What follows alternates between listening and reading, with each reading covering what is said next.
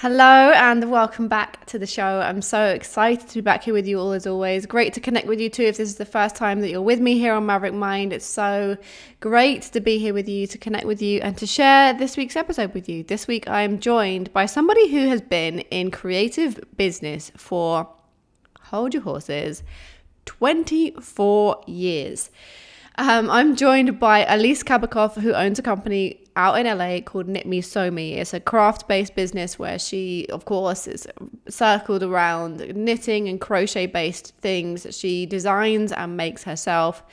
And she has been in business, as I said, for 24 years. She has seen a few iterations of the creative space, a few iterations of herself, and rode many waves. So she has so many insights on resilience, staying power, passion, and the quite intricate details of maintaining a flourishing business through the years. This is something that I think we all need to know when we start a business, but it's also kind of everything Alise wishes that she knew, if I could speak, wishes that she knew 24 years ago when she started Knit Me Sew Me. So I'm so excited to share this with you. And if you're in creative business, you of course get so much insight from this. But likewise, if you're more in the process of sharing your work as an artist or musician or someone, you'll get so much insight too, just by the staying power. Rome was not built in a day. And I just reshared a post on Instagram today from it was a Vogue interview with Victoria Beckham. Now, I have friends from my university days 12 years ago who went on to work for Victoria Beckham and had great experiences there. And whatever you think about the Beckhams, she has taken 15 years to reach profit in her business. But not only to reach profit, she took 14 years. Last year was the first year, I believe, that she exhibited at Paris Fashion Week for the first time. 14 years for then, 15 years to be taken seriously and to reach profit in her business. To really get to where you want to get to, whether that is in business sense or whether that is just in impact sense or fan base building or getting your name out there and getting to be full time in whatever your creative mission may be, it takes massive resilience and it takes a lot of staying power. And that is why I was so excited to bring Alise onto the show to really give you a little bit of insight on what it takes to keep going after all those years. And I really hope that you enjoy this one. So let's dive in right away. Alise Kabakoff, welcome to Maverick Mind.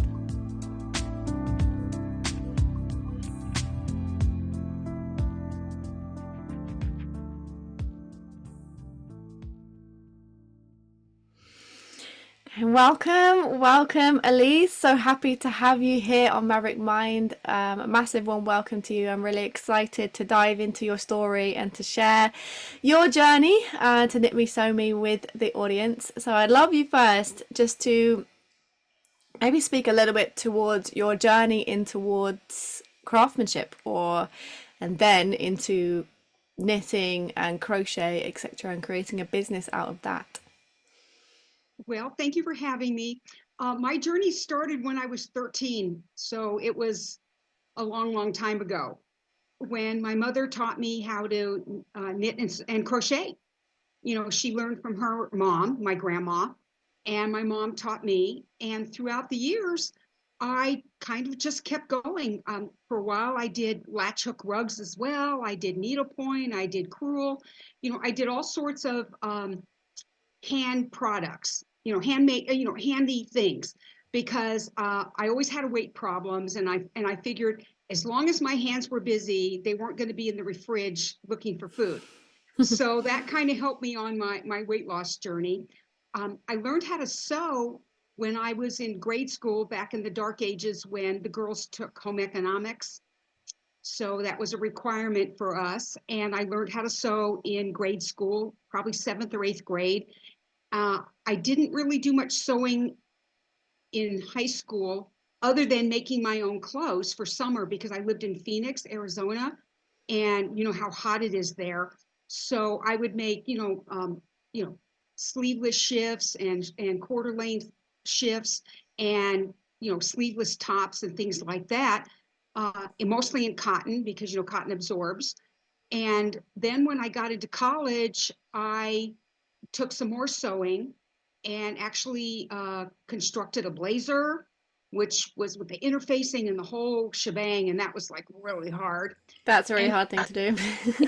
and then I went to Arizona State where I got my Bachelor of Science in Textiles and Clothing and Business. So, we did stuff in the lab. Um, I actually dumped over a small beaker of blue dye and the cabinet turned blue. So I think Oh my anybody gosh. who was there after me probably didn't know that I was the one who caused that.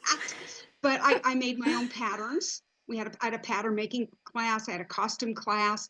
So, once I left school, throughout the years, I just kept going. I was knitting. I was not sewing so much, but knitting and crocheting and making myself things. And then fast forward, I moved to California in '89.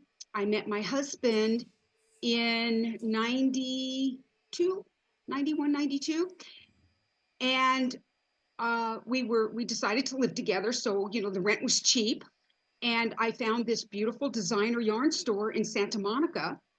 And I started going in there. And sure enough, I joined the Sweater of the Month Club, and I would drop hundreds of dollars on Missoni yarn, designer yarn. And I made myself a ton of sweaters, sweater sets. I made two beautiful multicolor cardigans for my husband, as well as a pullover. And in 2000, my mom came to visit, and I said, Mommy, I have all these sweaters, all these sweater sets. I don't need any more, but I still want to keep, knitting, crocheting. What do you think I ought to do? And she said, I think you should start a business. And I'm like, oh, okay. Yeah, can't be that hard. Yeah. Yeah. So the first business was called a different name because I basically specialized in baby things. So I had baby blankets, stuffed animals, the bean bags, the booties, the bottle holders, things like that. And then I didn't know if just doing baby things would sustain the business. So then I branched off into accessories and called that division something else. And I started making scarves and hats and head wraps, headbands, fingerless gloves. And then the guy who had done my website and had hosted it in 2017, I think, he said, I'm taking everything down and you need to find a new host and you need to have a new website. I'm like, oh. Oh So I go, no. okay. So through a friend, I met this gal, and we were trying to figure out a name for the business that would encompass everything. So when people would look at the logo or they would look at the name of the business, they wouldn't see that it was just for kids or just for adults. Mm. So after about 45 minutes, I just threw out, oh, why don't we just call it Knit Me Sew Me? She was, go, great, perfect. So then designed the logo. So when your viewers will hopefully see the logo at some point. On the right side is the baby with the bear and the ducky and the bunny at the bottom. The middle is a big skein of yarn with knitting needles and a crochet hook and spool thread with a needle. And on the left side is a hat, a scarf, and gloves. And it says, Knit Me, Sew Me, unique handcrafted specialties. So when you look at that, you can pretty much figure that it's for everybody. And then I added a whole line of home goods. So there's all sorts of, most of them are made from 100% cotton, so they're eco-friendly. And off I went. So 24 years later, here I am. Wow, that's such a great story. And it sounds like a really intuitive path. It's not like you set out one day, like, I really want to have a business and I want it to be this like life's work or continue it for this long, but rather it was just continuing to be curious, I suppose. Curious in the beginning to how to crochet or just doing it because of practice, I guess, or mindfulness, or as you said, maybe a distraction. And then gradually building it into this business that's had so much longevity. And of course, in terms of the logo, I'll of course put the link to the website so people can go and check it out so they can see what you mean there. I really love, because I think sometimes when you have a business, it can be such a roller coaster, and that's such a cliche thing to say, but I don't know how to describe it otherwise. And it can be such an up and down experience, I and it can be, massive highs, crashing lows. You have to kind of really have quite a lot of resilience to keep going forwards. And for a lot of people, Absolutely. that comes through having like a really strong why they're doing something, or like really strong vision to what they're doing. Do you think that's something that's driven you, or has it always just been like quite intuitive and you just kept going? Um, I've had some really high highs and I've had some extremely low lows. Um, the year after COVID, um, I did really well in 2021, and in 2022, things didn't go so well. And I was really just ready to just hang it up. And I called my sister. I have an identical twin who's 5 minutes younger than me. And yes, we look exactly alike. And I called her and I said, this is more than I ever thought it would be. I'm done. And she says, well, she said, you can do two things. She said, you can quit. And that means that all the 20 something years that you've been working on this has basically been for nothing. Or you can put your panties on and put one step in front of the other and move on. And that's what I decided to do. But honestly, this is harder than anything I've ever done for the least amount of money I've ever made. But bringing handmade into the marketplace is my passion, because everything from Knit Me Sew Me is created here in the USA. Nothing comes over on a boat, on a shipping pallet, in a box from anywhere else. It's all made here. And for me, my message is, buy cheap, buy twice. So if you're going to buy something with quality, buy something that's made with expertise, and then you only have to buy it once. I mean, I'm wearing scarves I made myself 25 years ago that look perfect to this day. And in April, when I did an outdoor event, a gal I used to ride the train to downtown LA with when I worked full time, she and her friend came in my booth and she said, we bought scarves from you 20 something years ago and they're still the same as when we bought them, and we wear them all the time. So for me, that's why I do this, to see, people enjoy the handcrafted and the quality and the durability that you get from that. And so as far as being intuitive, not so much. I mean, I really never thought about being a business owner. The business was part-time. I was working full-time. My husband and I got married. We bought a house. We live in LA, so you know how expensive that is. Mm. And at the time, I was just doing it, making things on the train back and forth from downtown LA, working on weekends, doing my boutiques on the weekends and things like that. And then during COVID, I got laid off. So by that time, I was almost 67. And my husband and I sat down and he said, well, what do you want to do? And I said, honey, I've been working for other people for over 50 years. I'm done. Mentally, I've already checked out. I don't want to work for anybody else anymore. I want to see what I can do with Knit Me Sew Me if I do it full time. So it was a hobby that always wanted to be a business. After that conversation, it became a business that used to be a hobby. And a lot of people think, oh, handcrafted, it's a hobby, whatever. But no, it's not. It's a business. I mean, I have I do all the things I need to do legally to make sure that the business is compliant with all the laws in the state of California and the city of Los Angeles. So it's not just, yeah, I make a bunch of stuff and I sell it online and I do my in-person boutiques. It's so much more than I ever imagined. Yeah, it definitely is, especially when you are in, for many of the listeners, they'll fully resonate with the turning your hobby into a business or just pursuing your hobby maybe a little bit more seriously. Do you remember if there was kind of like an internal shift that you had to make to really make it more serious, or was it just like you made that decision and then you had to confront like, oh, now I need to do all the legal stuff and now I need to do all the businessy stuff, or maybe be a bit more organized or something like that? Do you remember any kind of internal shift you had to kind of really embody that this is a business now? Right. Well, at the time, my CPA at the time, I told him what I was doing, and he says, "Okay." He said, "The first thing you need to do is you do not commingle your personal money and your business money." He says, which means you need to get a checking account. So, in order for me to get a business checking account, I had to do a DBA in California. Means it's basically Alise Kabakoff doing business as Knit Me Sew Me. Okay.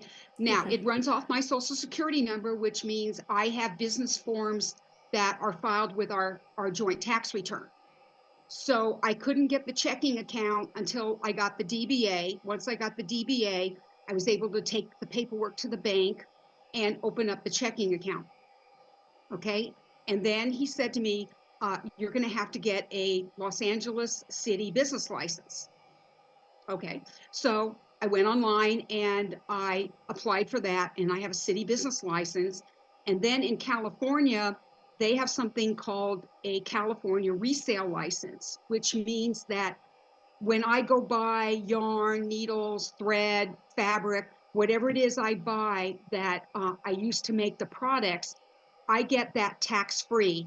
However, when I sell them, in California, whether it's online or in person in California, I have to charge sales tax. Yeah. Out of state, there's no tax because I don't file tax returns there because the business isn't big enough for me to have to do that.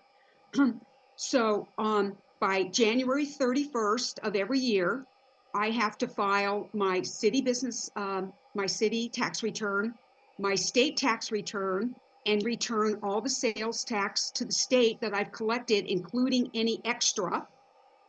And then I have three people who are on my team. And if I pay them over $600 a year, they get 1099. And they know that from the get-go. So my independent contractors, I have independent contractor agreements with, and they know that this is a business because a lot of people think it's a joke, and it's not. It's a business. It's a home-based solopreneur business. So if the state comes knocking on my door and want to see my books, here you go. If the city comes knocking on my door, here you go. So I make sure that everything, and then I keep extensive spreadsheets on everything, all categories. So when we file our tax return, all of those are attached for our CPA. And yeah, sometimes the paperwork drives me crazy, but it's something that needs to be done. I just can't pass that off to somebody and say, inventory all these products and put tags on them and put them in the inventory. It comes from me. So basically, if you're a solopreneur, you have your hand in everything. Yeah, you kind of have to wear the hat of every person, the marketing, the maker, a lot of the time, the accountant, the one who files all of these kind of whatever, from whatever country you're in, it'll all be different, kind of business papers towards the government, etc. And that's often for creatives specifically not what we sign up for. So a lot of us struggle with that or resist that, or maybe put aside the importance of something so small as having a separate bank account from your own account. It seems something insignificant, especially when you're a solopreneur, but it's actually really important, I think, energetically too, just to have that separation and then to like pay yourself. It really does bring in that feeling of it being a real business. But you're still there as a solopreneur, as many people listening will be, running Yeah, this all alone, and it can be just the loneliest road ever. Um, yeah. so do you And feel like, and add social media on top of that. I mean, I write all the content, and Google is like the bane of my existence. I mean, Google for me has been really challenging. However, I've been learning. So the business has a Google business page, Google business profile. I update that. We post on there. So I have that. But sometimes when I get a message from Google, my heart starts to pound. I'm like, oh man, what do I have to do now? And then luckily, I'm on Alignable, which is the small business platform. And there's been a few people on Alignable. Every time I have a Google issue, I just message them and I set a Zoom with them, and they walk me through how to fix it. Or my website's on Wix, and I know Wix gets a lot of bad press, but I've had nothing but good experience with Wix. If I have an issue, I fill out a ticket. They call me back and they walk me through what I need to do, and I take notes. And that way, if it ever happens again, I know what to do. But I maintain the website. Square is my point of sale, so the shopping cart's on Square. I maintain the online store, and Square has been tremendous for me as well. So, kind of try to surround yourself with businesses that will help you as you move along this journey. And if somebody doesn't help you, then you know what, you can find somebody else. Absolutely. And I think that like to extract like what you're saying behind all that is to ask for help or seek help when you need it. And again, I think that's something that a lot of us struggle with. We kind of, if we can't do something alone, then we maybe don't do it, or we are afraid of the vulnerable act of having to ask for help. I mean, it's kind of easier to ask a faceless company, I suppose, than people around you. But I think, again, when it comes to doing this alone, and it can be really, really lonely, we have to start getting used to asking for help or being honest when we really need somebody to help us, whether that is with a technical issue with the website or Google or social media, etc., or something more internal. Maybe you feel overwhelmed and you just need someone to listen sometimes. I mean, I'm sure having a partner for so many years must help with that. Actually, my sister is my sounding board. Mm. So she, if something's happening and, it's like I'm having one of those days, I'll call her and say, oh, you got a minute? And, she talks it through with me. So my husband, I love my husband dearly, don't get me wrong, but he's kind of not involved. Um, he's great. I love him to death. This year's our 30th wedding anniversary, and he's funny and he's sweet and he's honest and he's caring. But when it comes to knitting, crocheting, and sewing, it's like, if it was golf, that would be another thing. But for me, for my things, it's like he doesn't have that mindset that I do. And I also think it's a lot of part being between male and female. We have different mindsets than our counterparts. Yeah. But yeah, sometimes I'll chat with him about it. But usually I've got a really good group of ladies on Alignable who I've known now for almost 2 years, that I can call or message and say, hey, you have a few minutes to chat. I'm, having one of those days. And they do that with me too. And that's fine. I mean, I'm more than willing to impart what I've learned to others about paying it forward. Um, I don't I don't leave anybody hanging. So like recently off the Google business page, I'm getting a lot of people calling asking me if I do knitting and crocheting lessons, which I don't do right now because honestly, I don't have time. But there's a store up near me in Chatsworth. They do that. So I refer them to the store, and just with a note saying, if you call them, please let them know from Alise from Knit Me Sew Me referred you. And a guy called me, he wanted a patch sewn on a backpack. Well, I just have a regular sewing machine. I don't have an industrial sewing machine. I said, well, I can't help you. However, check at your local dry cleaners. They almost always have a tailor or an alterations person that might have a heavy duty machine, or go to a shoe repair place because they have them, because they're putting soles on shoes and things like that. They can probably help you. So I never leave anybody with, no, I can't help you. You're on your own. I don't do that. Yeah, that's such a valid and powerful point, I think, because I think especially when you've been doing something this hard alone, Whenever you overcome some kind of struggle, I definitely anyway always have a feeling like I want to help someone else get to the other side quicker than I did, so that they don't have to go through that struggle too. And even if Yeah. it's something so small as whether they can do a crochet lesson, or whether, someone, as you say, is struggling with, I don't know, marketing strategy or Google, you can say, well, actually, to avoid all the frustration that I went through, here's what to do instead. Which is also kind of why I started my business and started with this podcast, is to share messages like this and to share experiences so we can all learn from each other, because I think a lot of creatives are very introverted and a lot of us are solopreneurs. So to share this knowledge as wide as we can, I think just helps everybody uh, along the path a little bit easier, step by Yeah. step. I've made mistakes too. We all make mistakes. We all have bad days. One of the things I did learn was time management, because um, I can't do, I've got the same 24 hours in a day like everybody else. If I had 36, I'd be happy. I'd be really happy. So I've set some guardrails. So for instance, every day between 1:15, 1:30, I come in the kitchen and I have lunch. I take my phone, but I don't answer it. I fix myself lunch. I do not have my laptop here. I don't have any crocheting here. That's my lunch break. And I do it every single day.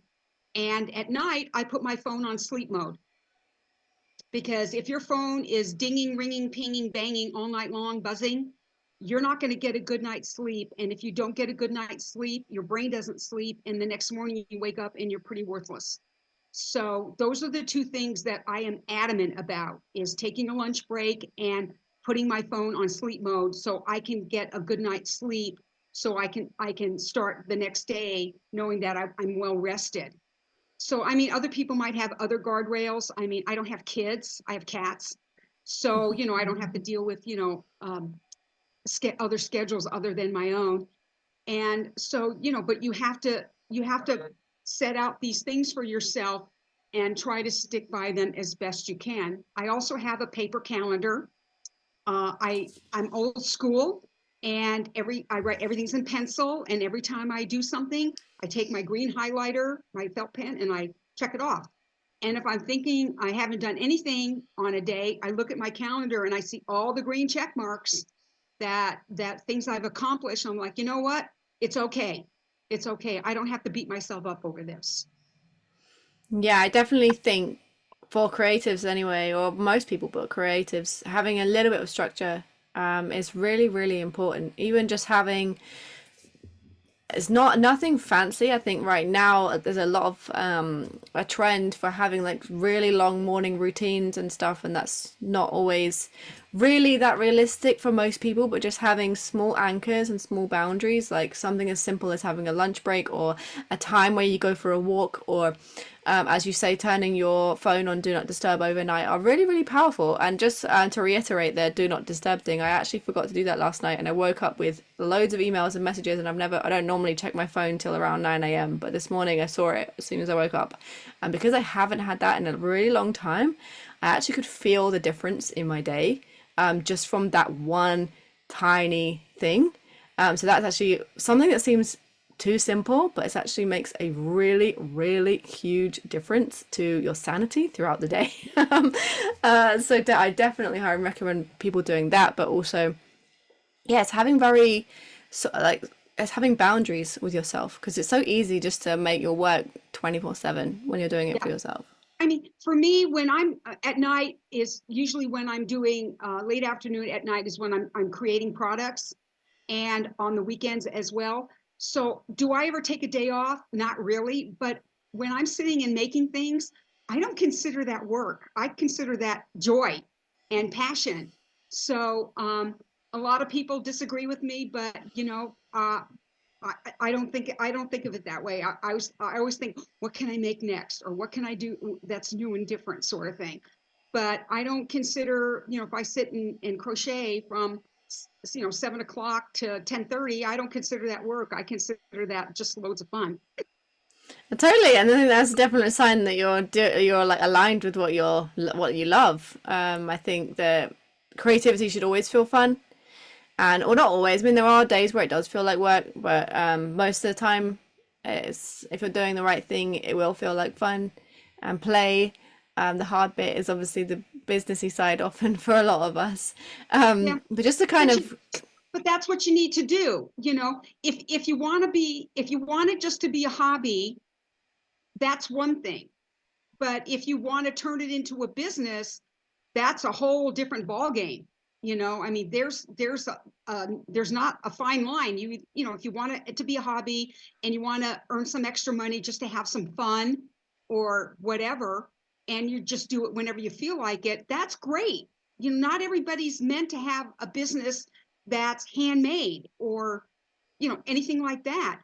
Mine was a conscious choice. I wanted to do it. I wanted to see what I could do, and I think it's been pretty successful. But like I said, not everybody's schedule is going to fit everybody's schedule or their lifestyle.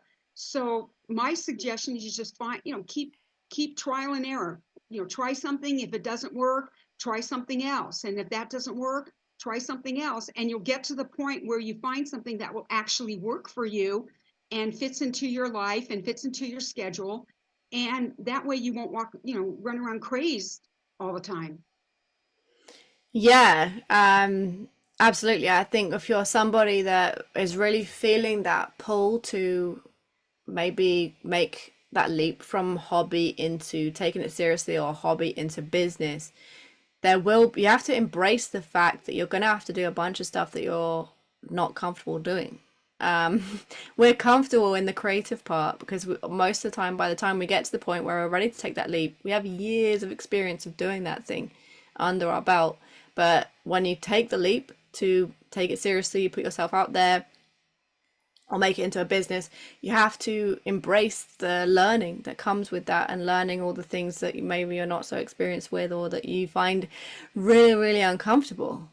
Hmm. Yeah. I mean, I'm the face of the business. Do I like doing videos? No.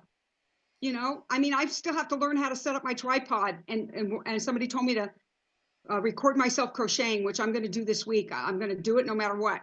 But me shooting videos of myself is definitely not my strong suit. And the first few videos on the YouTube channel, you can kind of tell that it's when I first started. But I'm the face of the business. So you have to put yourself out there. It's hard, scary, but it's one of those, feel the fear and do it anyway. And it does get easier. The more you do it, the easier it gets. But taking that first step sometimes can be the hardest part of the journey. Absolutely, like definitely. I think that many people, especially when they're at the beginning of a journey like this, they'll look at somebody that's maybe a bit more experienced and is doing the videos or whatever else and think that they were just comfortable doing that all the time. When we've all, I think, been through that discomfort of like, okay, well, do you know what? Actually, my fear of doing this is holding me back, and I have this vision that's a bit more exciting, but to get to point B, I have to be uncomfortable at point A, and I have to just do it. And as you say, bit by bit, day by day, it does get easier, and you do find a comfort level with it, and you do kind of grow into it, I suppose is the way to describe it. Yeah, and never be afraid to ask for help, because I used to be an automation trainer, and I would tell my students, the stupidest question is the one not asked. Mm. So, there's no such thing as a stupid question. So ask away. And if you need help, ask for it. Because if not, you'll drown. And nobody wants that to happen. I mean, nobody wants to start a business and feel like they're drowning right off the bat. So, if you have a group of friends, you have family, um, things like that, people you can rely on, or people who have the expertise that you think you'll need, like, Google or social media or marketing or something like that, pick their brains and see what kind of suggestions they can give you to help. And that way, you're not having to do it all by yourself. Yeah, and it's not pretending like you know everything, because there's so much to do. You're never going to know everything. And I think a lot of people, they struggle with asking for help, specifically, as we said earlier, because maybe they're scared of the vulnerability of us opening up the idea that they don't know how to do something, or they're scared of putting themselves out there because they're scared of looking silly or failing in some way. And I think to really go for something, you have to allow yourself or give yourself permission to not know everything, and give yourself permission to fail sometimes, because there's always going to be something that you don't know how to do. Yep. And people, and the motto is you learn from your mistakes. So, you make a mistake and you fix it, and then you know that hopefully you're never going to make the same one. And if you do, fix it again and move on, and don't beat yourself up. you know I mean, everybody gets down on themselves, but my sister always tells me when I'm in one of those feeling that sort of thing, she said, Lisi, give yourself some grace. Mm. And she said, give yourself some grace and just let it go. Yeah, we can be so extremely hard on ourselves, especially when we're the one making the thing too. And perfection can creep in so easily, but I think definitely coming back to that, giving yourself grace, is such a powerful takeaway for everyone, and such a simple thing, but again, such a big shift that it can make. I'd love to know, it's kind of shifting gears a little bit, but in terms of building a business off your craft, I'd love to know, like, what inspires you to create new products. Is it the community that you've built around the business, or is it just because I want to try making this? Yeah, I want to try making this. I know my customers. A lot of my customers have been with me since the beginning, so we're talking over 20 years. One of the things I've done at my in-person boutiques is I have a guest book, and I have people join my email list. The first thing I tell them is I don't spam. So, so I've had people with me that long. So, what I decided to do is I decided to schedule play days. And I just did a post on this a couple of weeks ago. And the title was, What the Heck is a Play Day? And for me, a play day is, I mean, I have probably thousands and thousands of patterns. I've got like two file drawers full, well, one, two, three, plus a big, huge bin, and they're all, in folders with the subject on them so I can find them. And I always try to do something different, because I don't want to hear people walking by my booth and they're saying, oh, she has the same stuff. You know what I mean? So this year I got a little crazy, and I'm making key tags for backpacks. And what else am I making? I started with those to start out with. I'm making little versions of my yellow ducky that's behind me, the company mascot. Mm-hmm. So I've got like a mini ducky. I've made one. I made two different ones, and I think I like one better than the other. So I'm going to make more of those. Um, I've been making new beanies for kids. There's a new froggy hat that I'm going to make, and uh, and then anything else I see that comes along, sort of thing. But I mean, everything takes time. So when I do a play day, I might only get through two or three things I want to make, because the first time I make something, it takes a while to dope out the pattern and take a look at it and work on it, and then see if the pattern's correct or if there's errors and I have to make changes. But once I make the first one, the subsequent ones are easier and take less time. So that's why I block out these play days where, I'm not on the laptop. I'm just making, having fun playing in my yarn sandbox. I love that. Yarn sandbox. I love that. And yeah, I think having specific play days is such a great thing to do, especially if what you're doing is like a product based business.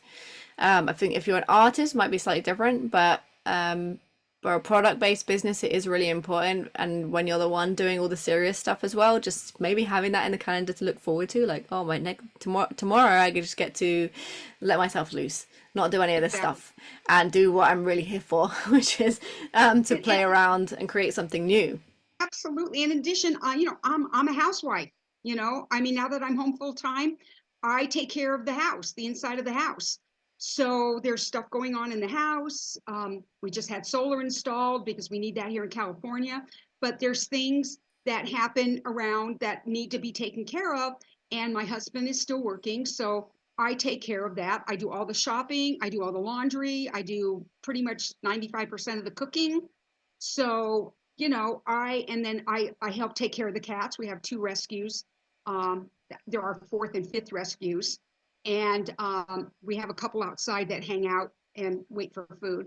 But, and it's basically, I have to also block out time for doing stuff like that Mm. because it's not going to get done if I'm not going to do it. And I don't want my husband to have to come home from work when I'm already here. So, there's a lot of, and I do all the laundry. So, there's stuff that goes on in addition to everything else I have going on, and trying to maintain my sanity.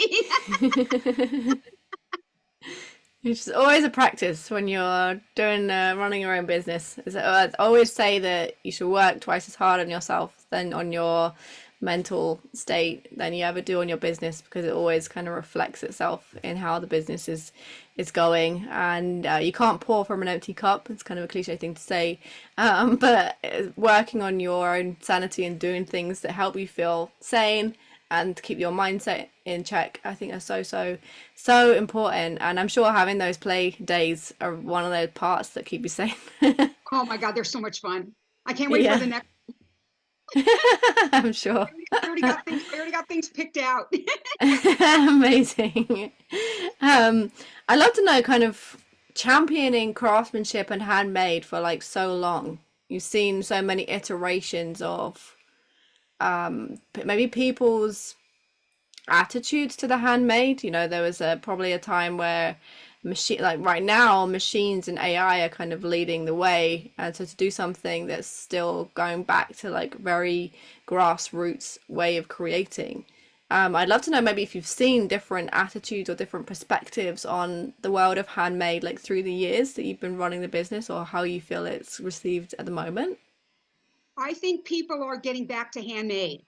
Mm. That's what I've been noticing a lot. People are tired of spending money on something that comes over from somewhere else. You don't know who made it.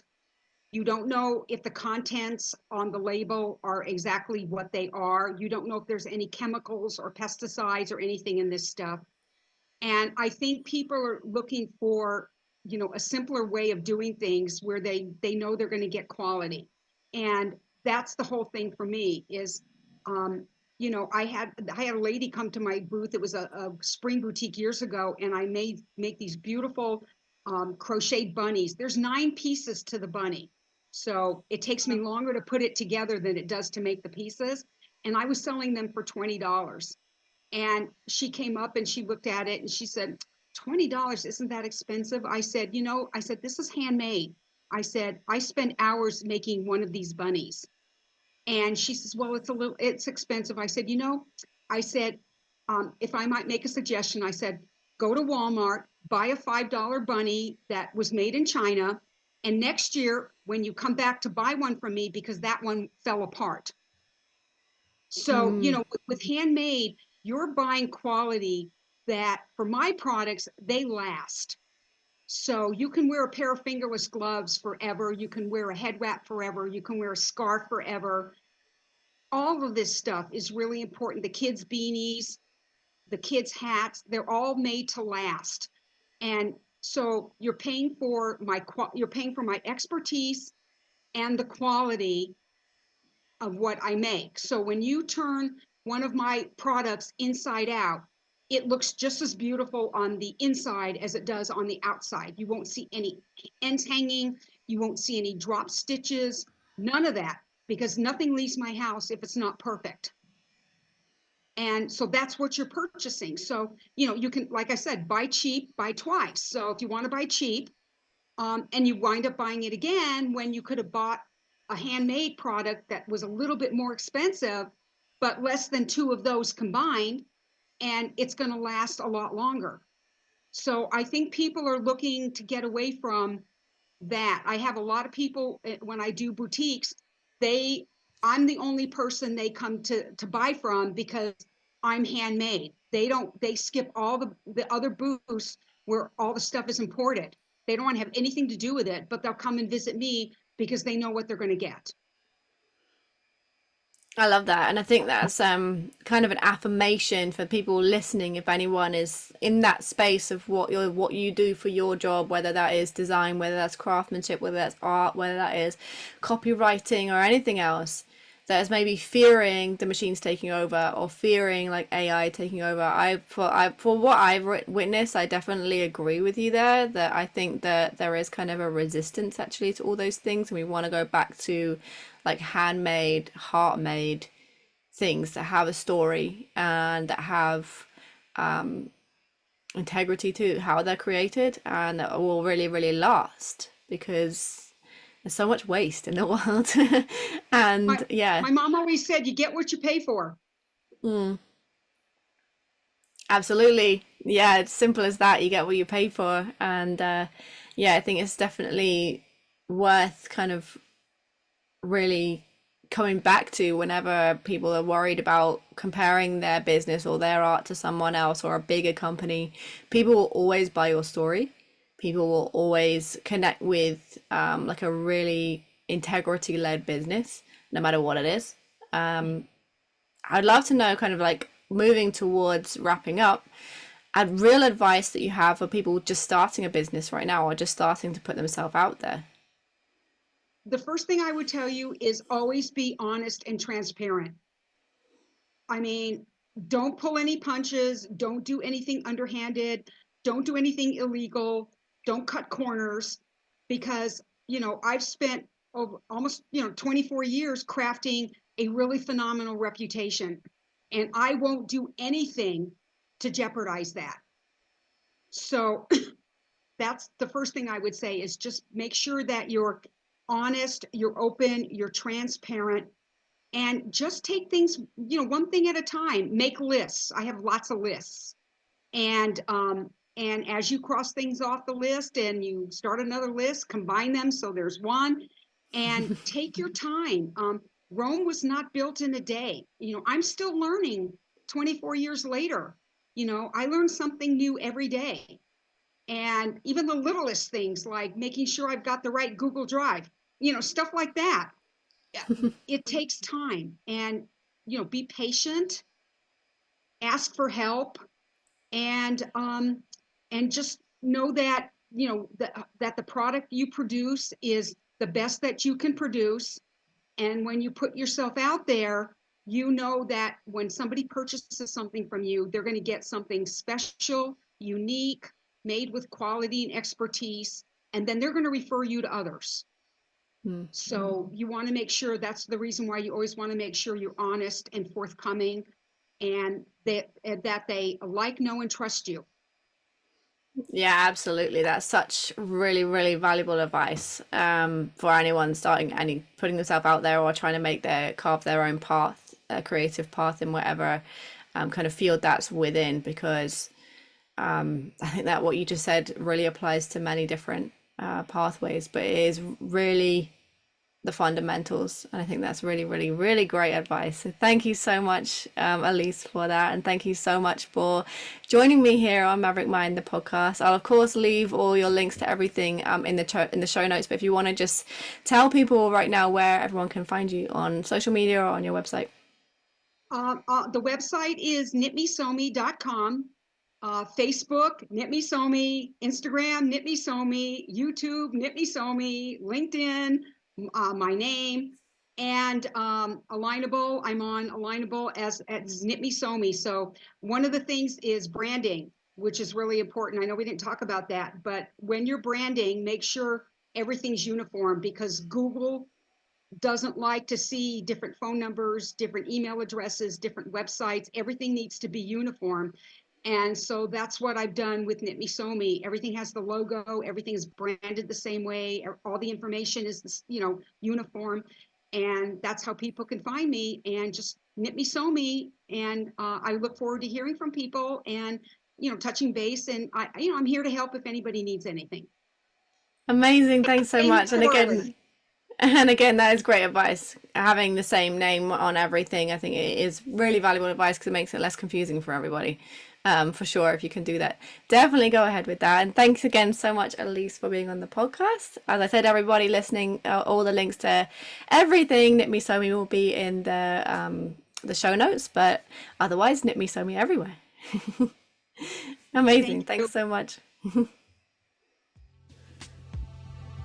Thank you so much for joining me for this episode of Maverick Mind. I hope that you've loved it, and if you have, I would appreciate it so much if you would subscribe and write a 5-star review on wherever you're listening to this podcast from. If you'd like to keep the conversation going, I invite you to join me over on Instagram at maverickmindco or on my website maverickmind.elliefoden.com. And I'll see you in another podcast very, very soon.